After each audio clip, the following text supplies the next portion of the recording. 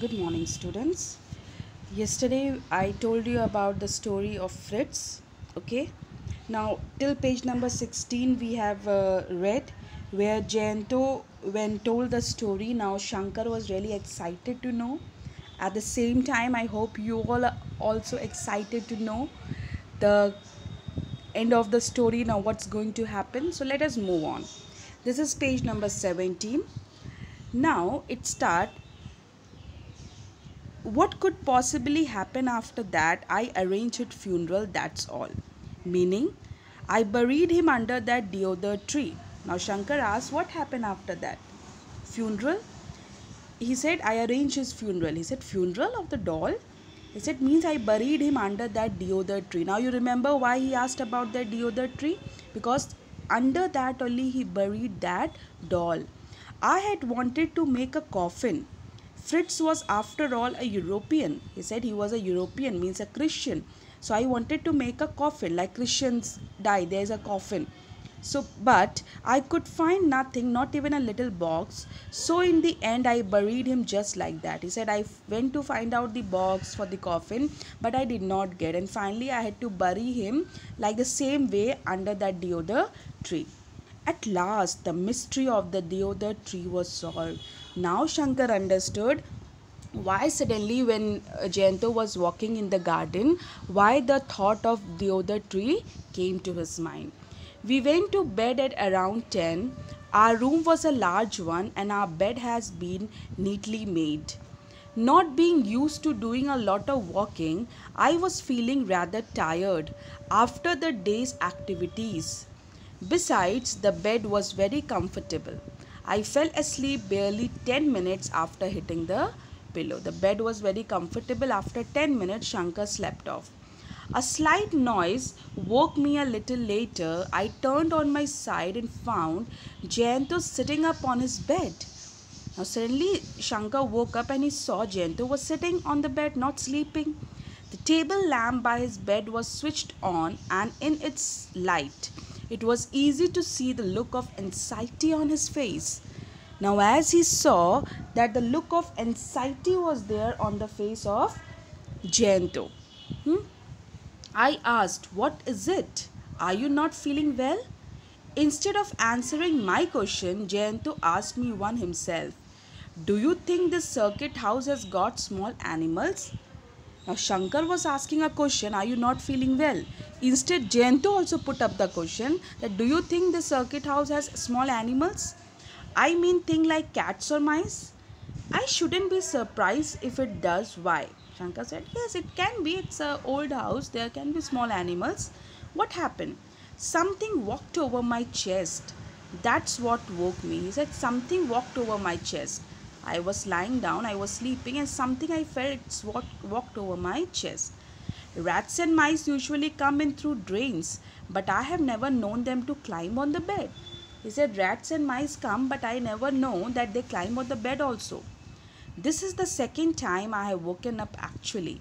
The first time I had heard a shuffling noise near the window. Now he said, this is the second time I woke up. The first time I heard some noise near the window.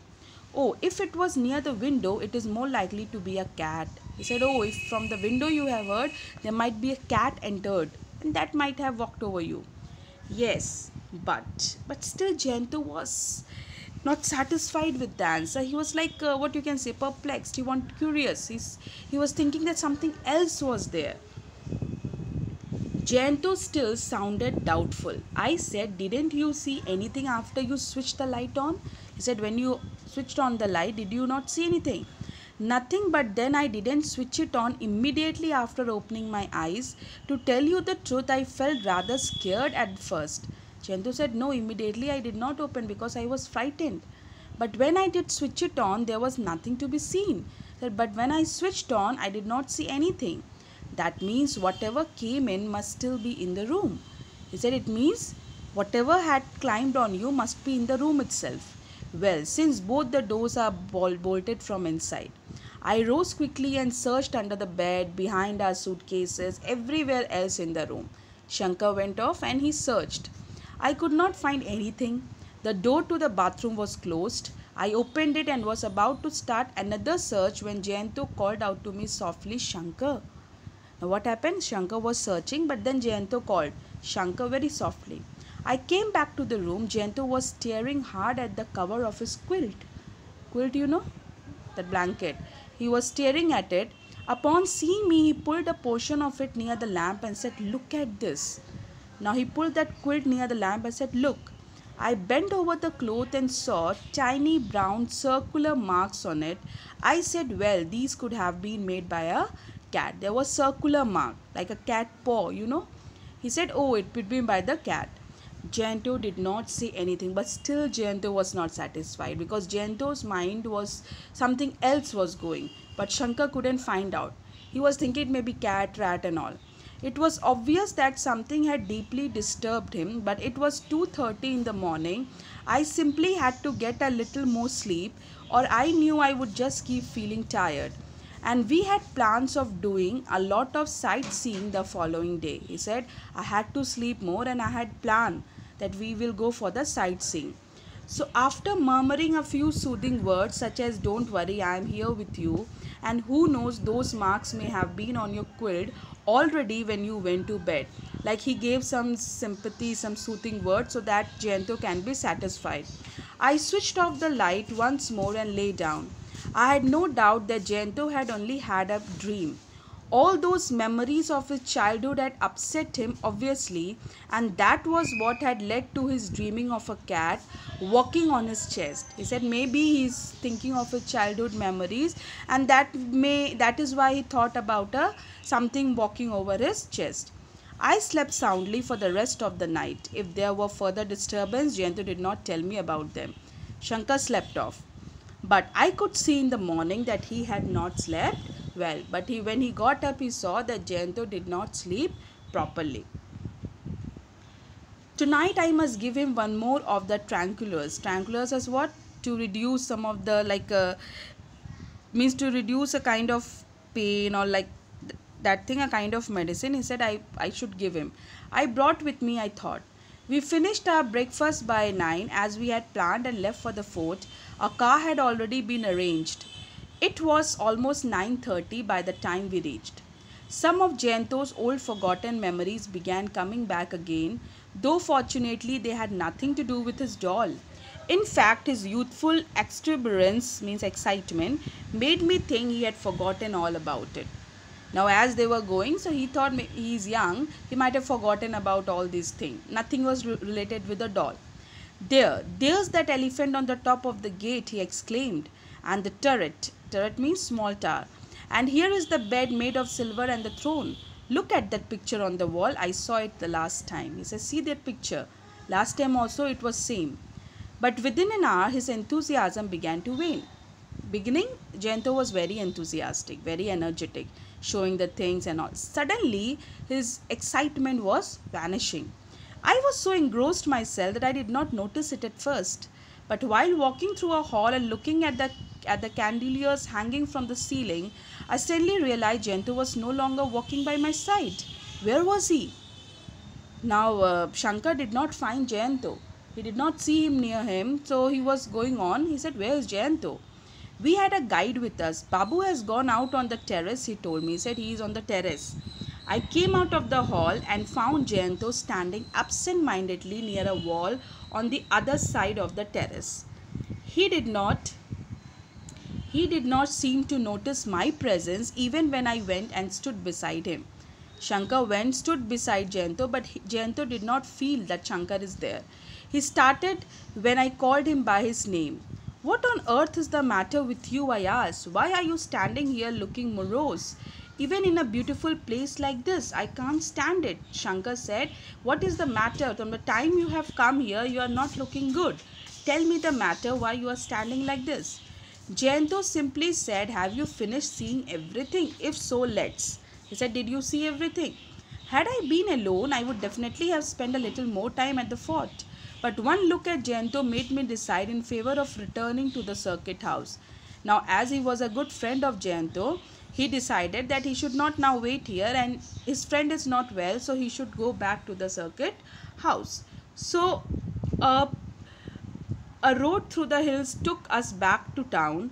Jayanto and I were both sitting in the back of the car. I offered him a cigarette, but he refused. I noticed a veiled excitement in the movement of his hands. He offered cigarette, but he refused, and there was a kind of different kind of excitement.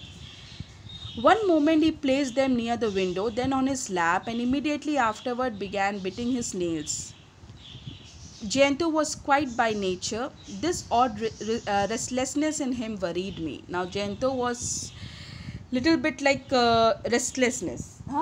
Means a little bit restless he was, and Shankar was worried looking at Jayanto. Some problem is there.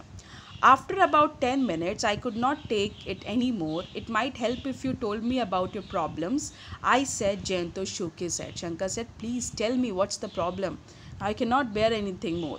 If it's no use telling you, for you are not going to believe me. Jayanto said, it's no use of telling you because you are not going to believe it. Okay, even if I don't believe you, I can at least discuss the matter with you, can't it? He said, okay, if I don't believe also, at least I can discuss about it. Fritz came into our room last night. Those little marks on my quilt were his footprints. He says, last night what came to my room and walked over my chest, it was neither a cat, rat or mice, it was Fritz. And that little marks on my quilt were the footprints of Fritz. There was very little I could do at this except catch hold of him by the shoulder and shake him. How could I talk sensibly to someone whose mind was obsessed with such an absurd idea? He said, how to talk? His mind is set up with that doll, with that absurd idea. You didn't see anything, did you? I said finally. No, but I could distinctly feel that whatever was walking on my chest had 2 feet, not 4. He said, I could find out if cat was there, rat was there, it has 4 feet. But the thing which was walking over my chest that did not have 4 feet, it had 2 feet. So he understood it was nothing, it was only Fritz. As we got out of the car at the circuit house, I decided that Jayanto must be given a nerve tonic or some such thing. A tranquilizer might not be good enough.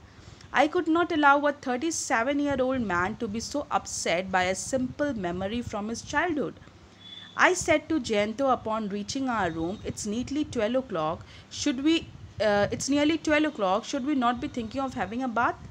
You go first, said Jayanto, and flung himself on the bed. He lied on the bed and said, Shankar, you go. An idea came to my mind. In the bath. Perhaps this was the only way to bring Jayanto back to normalcy. Now one idea came to Shankar. If a doll had been buried somewhere 30 years ago, and if one knew the exact spot, it might be possible to dig the ground there. No doubt most of it would have been destroyed, but it was likely that we would find just a few things, especially if they were made of metal, such as the buckle or belt or brass buttons on a jacket. If Jayanto could actually be shown that was all that was left of the precious doll, he might be able to rid himself of his weird notion. Now Shankar made a thought that we would dig that place and we could see something, at least the metals would be there. Okay, and Jayanto's mind will be open up that nothing like that, it is a weird thinking notion. Otherwise he would have strange dreams every night and talk of Fritz walking on his chest. If this kind of thing was allowed to continue, he might go totally mad. Jayanto seemed to like my idea at first, but after a little while he said, who will do the digging? Where will you find a spade? He said, who will do it? I laughed. Since there is a garden, there bound to be a gardener. And that would mean there is a spade. If we offered him a little tip, I have no doubt that he would have no objection to digging up a bit of the ground near the trunk of a tree at the far end of the lawn. He said there would be a gardener, and if gardener there would be spade. He would do it. We have to give a little money. Jayanto did not accept the idea immediately, nor did I say anything further. He went and had his bath after a little bit of persuasion. At lunch he ate nothing except a couple of chapatis with meat curry, although I knew he was quite fond of his food. After lunch we went and sat in the cane chairs on the veranda that overlooked the garden. There appeared to be no one else in the circuit house.